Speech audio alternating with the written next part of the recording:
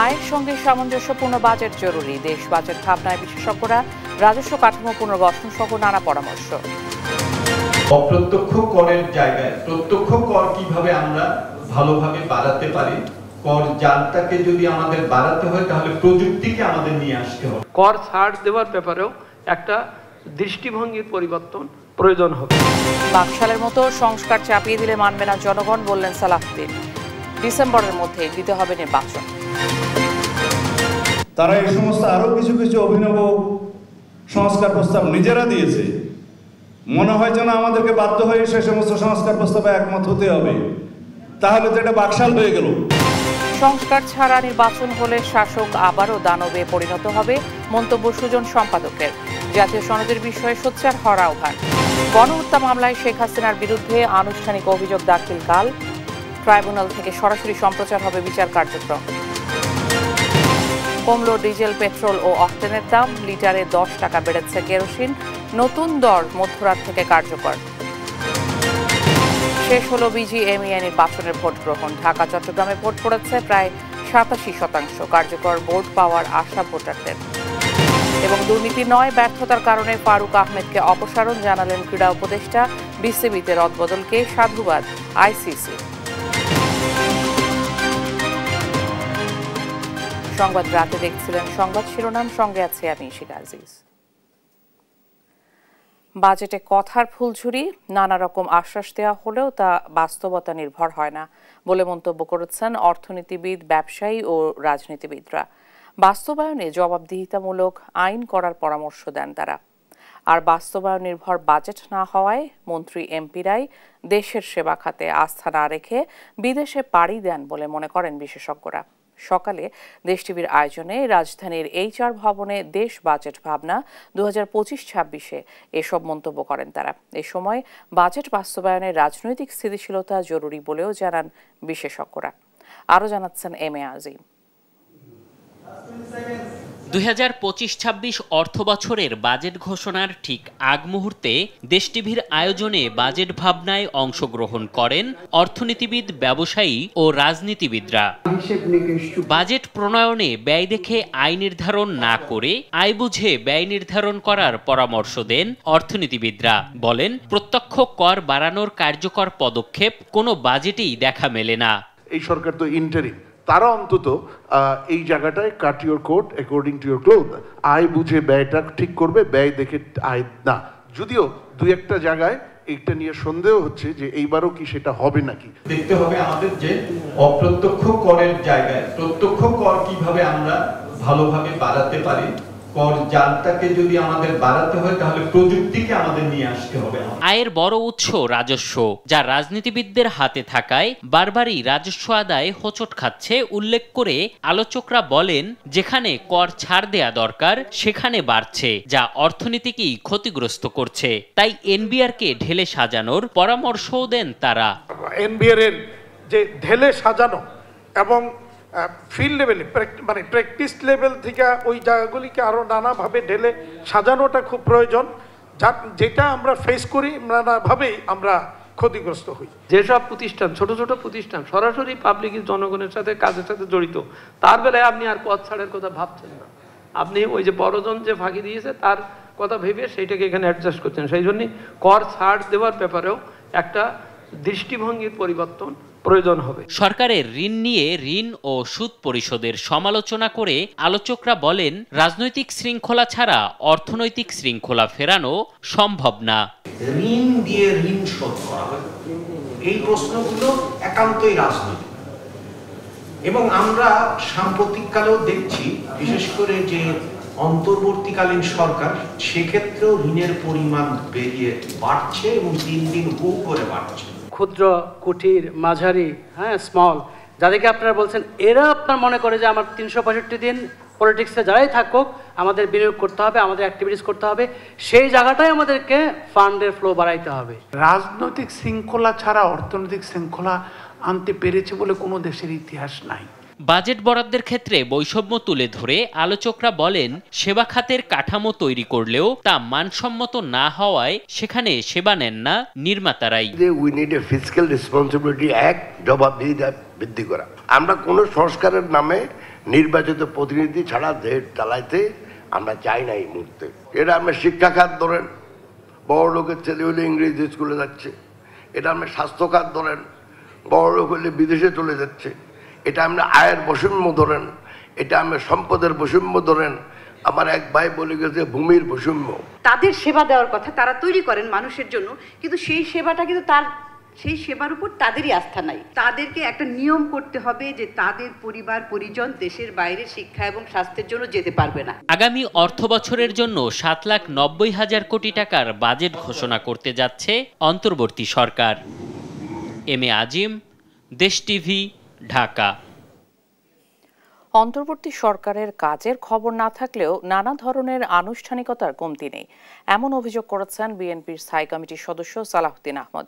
শনিবার রাজধানীতে এক অনুষ্ঠানে তিনি বলেন, বাকশালের মতো সংস্কার কমিশন কোনো সংস্কার চাপিয়ে দিলে জনগণ তা মানবে না। ডিসেম্বরের পরে নির্বাচন পেছানোর কোনো কারণ নেই বলেও মন্তব্য করেন তিনি। সাইফুল রিপনের রিপোর্ট।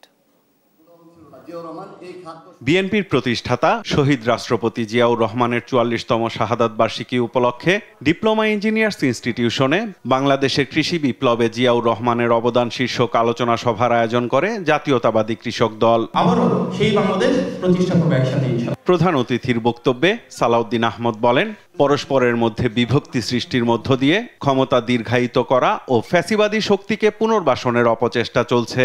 একটা বিখ্যাত মনীষীর কথা আছে, আমি যদি সমালোচকদের সমালোচনার জবাব দিতে থাকি, আমি কাজ করব কোন সময়? আর যদি আমি কাজ করতে থাকি, সমালোচকদের সমালোচনার জবাব দেব কোন সময়?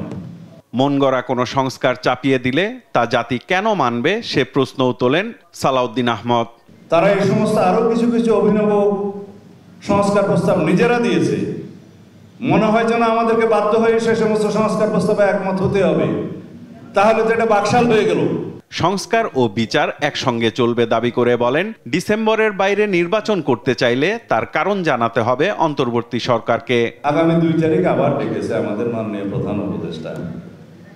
ভাবটা আমরা বুঝছি এরকম, আনুষ্ঠানিকতা আয়োজনের কোনো কমতি নেই, কিন্তু কাজের কোনো খবর নেই। নির্বাচন বিলম্বিত হওয়ার একটিও কারণ নাই, আপনার সামনে যুক্তি নাই কেন আপনি ডিসেম্বরের বাইরে গিয়ে নির্বাচন দিবেন। এদিকে জাতীয় প্রেস ক্লাবে জিয়া পরিষদ আয়োজিত এক আলোচনা সভায় প্রধান অতিথির বক্তব্যে আমির খসরু মাহমুদ চৌধুরী বলেন, ডিসেম্বরে অবশ্যই নির্বাচন হতে হবে। আমি একটা নির্বাচিত সরকার দেখতে চাই। আমি একটা নির্বাচনের মাধ্যমে বাংলাদেশের গণতন্ত্রের পুনঃপ্রবর্তন চাই। সাইফুল রিপন, দেশ টিভি, ঢাকা।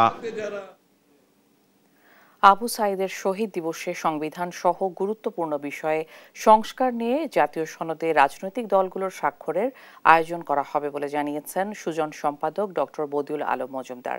শনিবার দুপুরে রংপুর RDRS হলরুমে জাতীয় সনদ ও নাগরিক প্রত্যাশা শীর্ষক আলোচনা সভায় তিনি এসব কথা বলেন।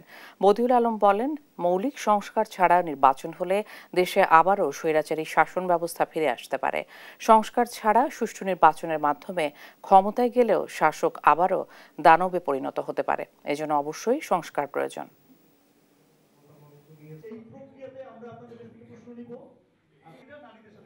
সংবিধান সংশোধন হয়তো লাগবে, তাই রাজনৈতিক দলের সাথে যে চুক্তি হবে, আমরা আশা করছি যে আগামী মাসের মধ্যে এই চুক্তিটা হবে এবং এটা স্বাক্ষরিত হবে সেদিন যেদিন আবু সাইদ বুক পেতে দিয়েছিল। সেদিন ছাত্র রাজনীতি চায়, ছাত্র রাজনীতি করবে, তারা দলে যুক্ত হতে পারে, তারা বিভিন্ন রকম সাংস্কৃতিক কর্মকাণ্ড করবে, বিভিন্ন কাজ করবে, কিন্তু দলের লাঠিয়াল যদি হতে হয় দলের ভিতরে যায় লাঠিয়াল হোক, এবং এটা বর্তমানে কিন্তু বেআইনি। সংস্কার না করে নির্বাচন হলে দেশ গভীর সংকটে পড়বে বলে মন্তব্য করেছেন জাতীয় নাগরিক পার্টি এনসিপির মুখ্য সমন্বয়ক নাসিরউদ্দিন পাটোয়ারি। শনিবার রাজধানীর গুলশানের সেলিব্রিটি কনভেনশন হলে এনসিসিপির ঢাকা মহানগর উত্তর আয়োজিত মৌলিক সংস্কার ও আগামী রাজনীতি শীর্ষক কর্মশালায় তিনি কথা বলেন। জানান, ডিসেম্বরের মধ্যে যারা নির্বাচন চাচ্ছেন তারা রাষ্ট্রকে অস্থিতিশীল করছেন, তরুণরা এই ধরনের হুমকি মেনে নেবে না। তিনি বলেন, সংবিধান পরিবর্তন করতে না পারলে ফ্যাসিবাদী ব্যবস্থার পরিবর্তন করা সম্ভব হবে না। একটি টেকসই সংস্কার প্রক্রিয়ার মধ্য দিয়ে এই প্রজন্ম এগিয়ে যেতে চায়, কিন্তু সেটি করতে বাধা হয়ে দাঁড়ালে পরিণতি হাসিনার মতো হবে বলে হুঁশিয়ার করেন নাসিরউদ্দিন পাটোয়ারি। আগামীকাল শেখ হাসিনার বিরুদ্ধে আনুষ্ঠানিক অভিযোগপত্র দাখিল করবে আন্তর্জাতিক অপরাধ ট্রাইব্যুনালের প্রসিকিউশন।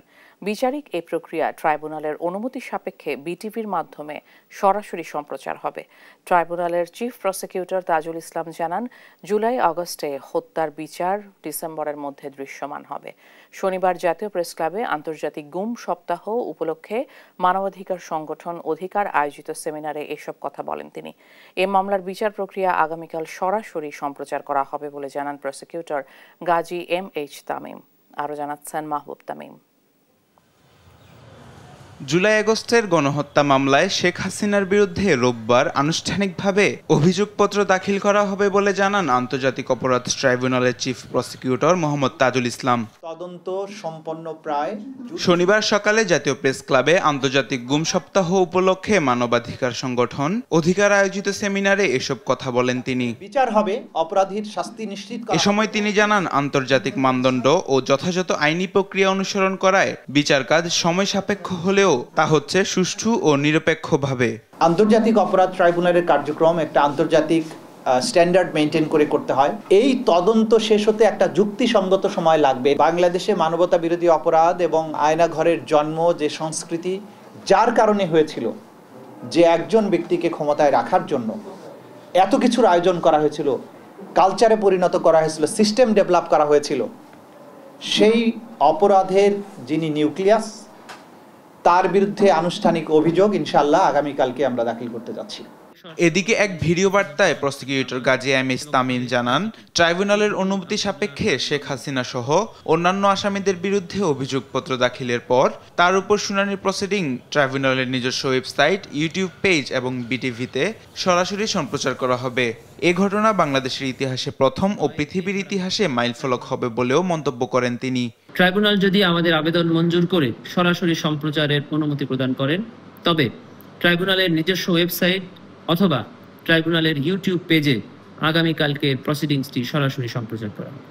বাংলাদেশ টেলিভিশনের পক্ষ থেকেও আগামীকালকের প্রসিডিংসটি সরাসরি সম্প্রচার করা হবে। বাংলাদেশের ইতিহাসে এটি প্রথম এবং এটি পৃথিবীর ইতিহাসে একটি মাইলস্টোন হয়ে থাকবে। মাহবুব তামিম, দেশ টিভি, ঢাকা।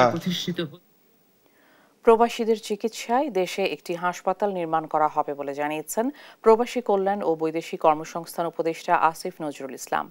শনিবার বিকেলে টাঙ্গাইলের কারিগরি প্রশিক্ষণ কেন্দ্রের SSC পরীক্ষার্থীদের দক্ষতা কোর্সের উদ্বোধন অনুষ্ঠানে এসব কথা বলেন তিনি। উপদেষ্টা বলেন, টাঙ্গাইলে যে স্কিল ট্রেড চালু করা হলো তা দেশের ইতিহাসে প্রথম।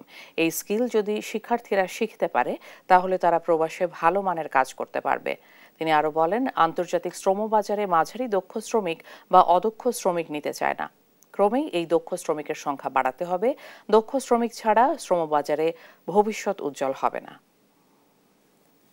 স্কুলের যারা SSC পাস করেছে তারাই প্রোগ্রামটা পার্টিসিপেট করবে। তাদেরকে আমরা কম্পিউটারের উপর ট্রেনিং দিব, গ্রাফিক ডিজাইনিংয়ের উপর ট্রেনিং দিব, ওয়েব ডিজাইনিংয়ের উপর ট্রেনিং দিব। এই বছর অন্তত 6000 স্টুডেন্টকে আমরা এনরোল করতে পেরেছি। SSCর পর যে HSC থাকবে, HSC পাস করে যারা থাকবে তাদেরকেও আমরা এনরোল করার চেষ্টা করব। এখন আমরা এটা কেন করছি? আমি এই মন্ত্রণালয়ের দায়িত্ব নেওয়ার পর আপনারা জানেন আমরা বাইরে কর্মসংস্থানের সুযোগ বৃদ্ধির জন্য অনেক চেষ্টা করেছি। আমাদের সার্বিয়া, রোমানিয়া সহ ইস্ট ইউরোপে আমাদের মার্কেট ওপেন হচ্ছে। দেশের বাজারে আরও এক দফা কমল জ্বালানি তেলের দাম। এ দফায় লিটার প্রতি ডিজেলের দাম 2 টাকা, অক্টেনের দাম 3 টাকা ও পেট্রোলের দাম 3 টাকা কমানো হয়েছে। শনিবার নতুন এ মূল্যের প্রজ্ঞাপন প্রকাশ করে বিদ্যুৎ, জ্বালানি ও খনিজ সম্পদ মন্ত্রণালয়, যা আগামীকাল থেকে কার্যকর হবে। প্রজ্ঞাপনে বলা হয়, প্রতি লিটার ডিজেল 104 টাকা থেকে কমিয়ে 102 টাকা নির্ধারণ করা হয়েছে। পেট্রোলের দাম প্রতি লিটার 121 টাকা থেকে কমিয়ে 118 টাকা ও অক্টেনের দাম 125 টাকা থেকে কমিয়ে 122 টাকা করা হয়েছে। তবে লিটারে 10 টাকা বেড়েছে কেরোসিন তেলের দাম। এর আগে মে মাসের জন্য প্রতি লিটার ডিজেল ও কেরোসিনের দাম 105 টাকা থেকে কমিয়ে 104 টাকা, অক্টেন ও পেট্রোলের দাম 1 টাকা করে কমিয়ে যথাক্রমে 125 টাকা এবং পেট্রোল 121 টাকা নির্ধারণ করা হয়েছিল।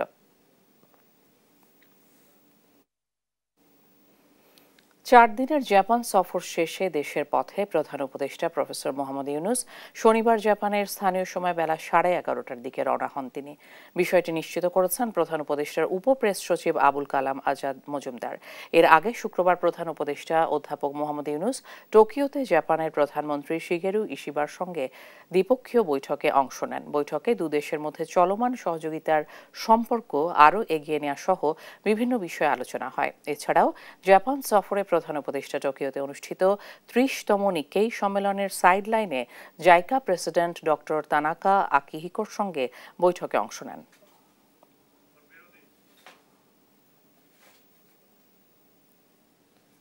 ঈদযাত্রা নির্বিঘ্ন করতে 5 জোড়া বিশেষ ট্রেনে নতুন 44টি বগি যুক্ত করেছে রেলওয়ে।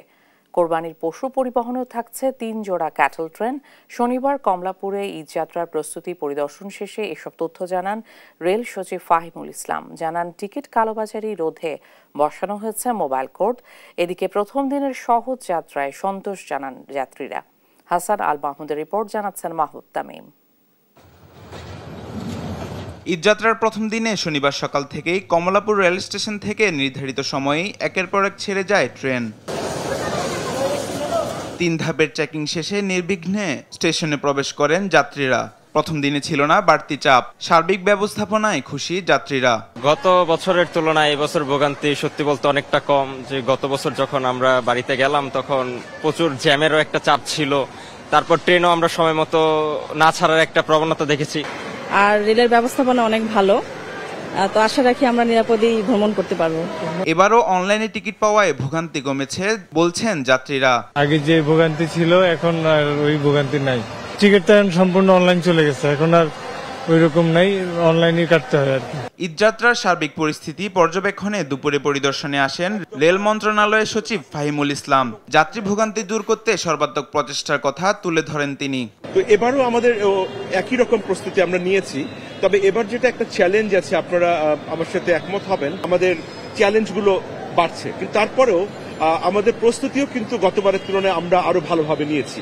গতবার আমাদের যেই জায়গাতে আমাদের লুপ হোলস ছিল সেগুলো আমরা এবার মিট করবার জন্য চেষ্টা করেছি। টিকিট কালোবাজারি রোধে বিশেষ টিমের পাশাপাশি 2 শিফটে মোবাইল কোর্ট পরিচালনার কথাও বলেন তিনি। আমরা টিকিটের কালোবাজারি রোধে যে ব্যবস্থাটি গতবার গ্রহণ করেছিলাম, এবার সেটি আছে যে এই ঈদ যাত্রার মধ্যে একটি যাত্রী তার এনআইডি দিয়ে সর্বোচ্চ 4টি টিকিট করতে পারবে।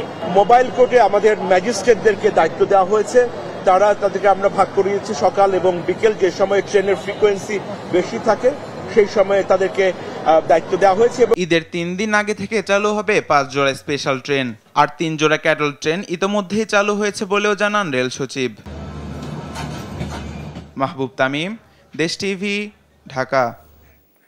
নোয়াখালীর হাতিয়ায় মেঘনা নদীতে যাত্রীবাহী ট্রলার ডুবিতে একজনের মরদেহ উদ্ধার করা হয়েছে। নিখোঁজ রয়েছেন এক পুলিশ সদস্য সহ 6 জন যাত্রী। জীবিত উদ্ধার করা হয়েছে 33 জনকে। পুলিশ জানায় হাতিয়ার ভাসানচর থেকে হর্নি ইউনিয়নের করিমবাজার ঘাটের উদ্দেশ্যে দুপুর 2টায় একটি ট্রলার 39 জন যাত্রী নিয়ে যাত্রা শুরু করে। করিমবাজার থেকে 1 কিলোমিটার দূরে পৌঁছলে বৈরী আবহাওয়া ও মেঘনার উত্তাল ঢেউয়ের কবলে পড়ে ট্রলারটি ডুবে যায়। ট্রলারে থাকা অসুস্থ রোহিঙ্গা নাগরিক, 3 পুলিশ সদস্য, এনজিও প্রতিনিধি সহ 39 জনের মধ্যে এখন পর্যন্ত 32 জনকে উদ্ধার করা হয়েছে।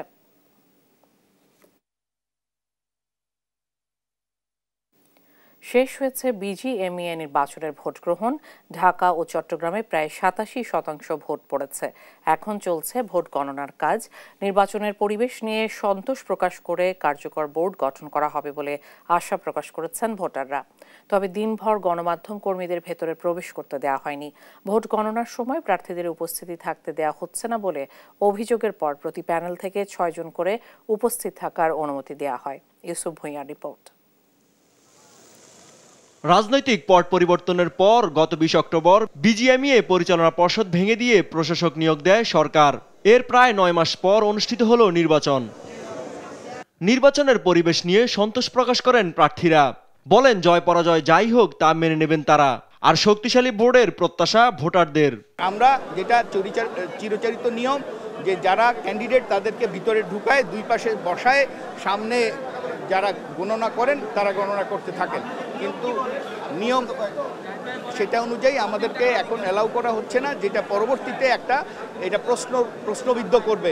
এবার বিজিএমইএ এর নির্বাচনে ভোটযুদ্ধে লড়েছেন মোট ৭৬ প্রার্থী।